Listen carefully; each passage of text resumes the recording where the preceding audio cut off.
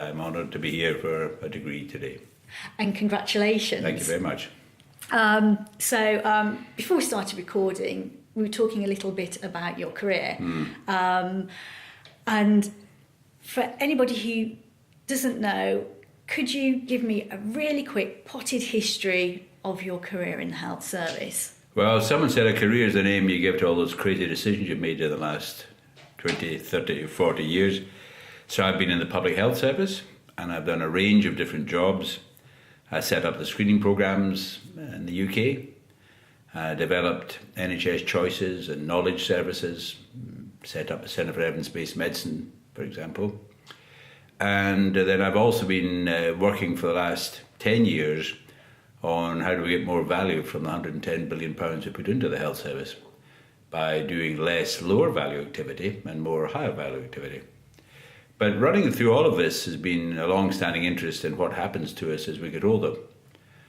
So I've been publishing for 40 years on ageing, but ageing by itself is not a big problem.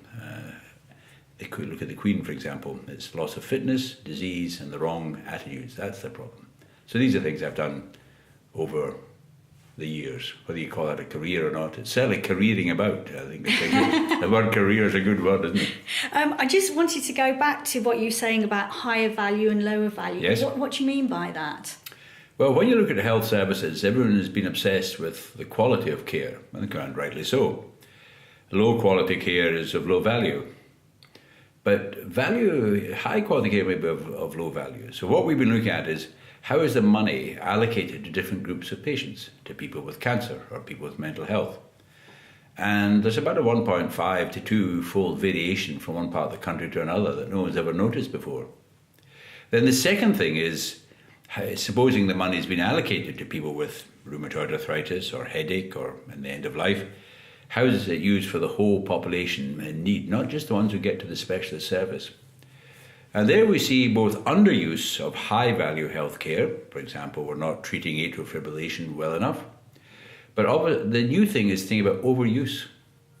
And it's not to do with the money, but there comes a point where if you do more healthcare to people, you don't do them very much good, and all healthcare does harm. All healthcare does harm. In the best of hands. It's inevitable. Side effects of drugs and side effects of radiation and operations. So there comes a point where we think we might be overusing healthcare. Maybe in some parts of the country it's too much imaging. In some parts of the country 75% of people are dying in hospital when quite a lot of them wanted to die in their own homes. They're getting very good care in the hospital, but is that really of high value to them when what they want to do is have a good death at home? So this issue of overuse is becoming a big issue for the medical profession, but also for the public as we open up the discussion about in the times when we're short of money for the health service, but sometimes we're doing too much low-value care.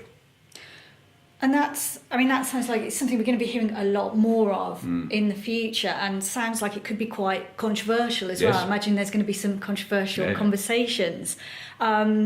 Because I haven't got much time with you, I wanted to jump to something else that you mentioned to me about activity therapy service. So that sounds intriguing. What's that about? Well, if we look at what happens to us as we get older, this has been my other principal interest, then there are two phases of life, growth and development, and then it's downhill all the way. Some people manage to keep going up till about 36, Roger Federer, for example, but he's training 8 hours a day and he may just be reaching the top. But most of us start going downhill about the age of 22 or 23, when we get our first sitting job, we get our first car. Then when disease comes along, very often the fitness gap between how able we are and how able we could be gets even wider. Because people say, oh, I don't like to see mum going to the shops, I'll get her caddo to deliver to her. That's completely the wrong thing to do. So the evidence is very clear that as well as activity being very good at reducing your risk of disease, it's also very good at reducing your risk of disability, dementia, frailty, and going into a care home. But that means that everyone with a long-term condition, that's about 15 million people, we need to give them activity therapy as well as drug therapy. So for example, there's two examples. Before we start prescribing for type 2 diabetes, people will be given 3 months exercise in the Mediterranean diet. They might still need the drugs, but they might not. And then my own interest will be people in their own homes, people in their 70s, 80s and 90s stuck in their own homes. Obviously we should try and get them out, but we should be thinking about a daily, twice a day music and movement. A choir singing is very good for people. Stand up and sing. And that requires us making sure that everyone's on the thing we call the internet. And we're seeing people in their 70s, 80s, 90s moving very fast to that. But I think we should prescribe it. And with doctors and pharmacists and care staff, we should be thinking a different way about what's happening to us as we grow older. So the internet should be available on prescription? No, I think, well, it's everywhere, isn't it? I mean, digital television is the internet. So people have got the internet, just we're not making use of it. We're probably 10 years off the pace in making the proper use of the internet. So is it the activity that you think should be prescribed, or... The activity. Encouraged. So you prescribe it, and then every time people go to the pharmacist, that's 500 million times a year, the pharmacy assistant will say, well, how's it going? How's the program going for you? Because they know what you've got, and they know you've been given, and they say, oh, my husband's doing it too, it's really good, the Active 10 app's really good, isn't it? And then every time you get a lab report, the lab report says, how's it going? Do you know there's other people you'd like to join in? There's Park Run, or there's a new health walk. So there's billions of opportunities for us to encourage people and give them information. And there are lots of other questions I'd like to ask you. We haven't got much time. No.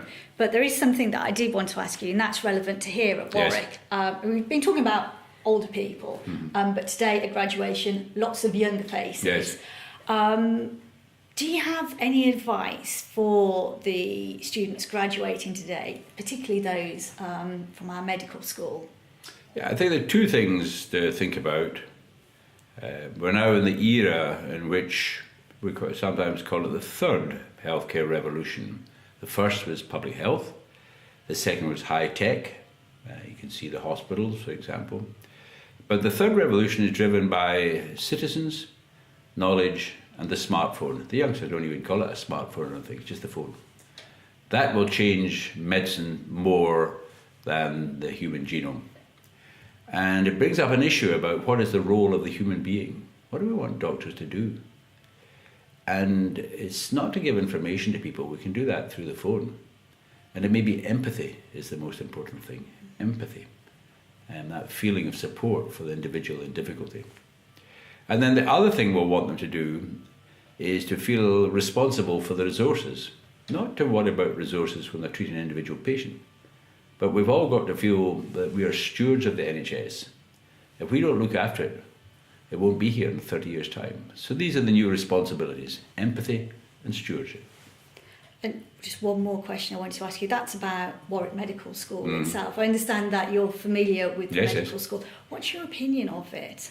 I think it's great to have a new medical school like Warwick. The campus has got lots of other very good disciplines like the business school and other schools. So I very much hope it'll expand in the years to come and we'll see more activity coming out of Warwick. Thank you very much and congratulations. Thank you.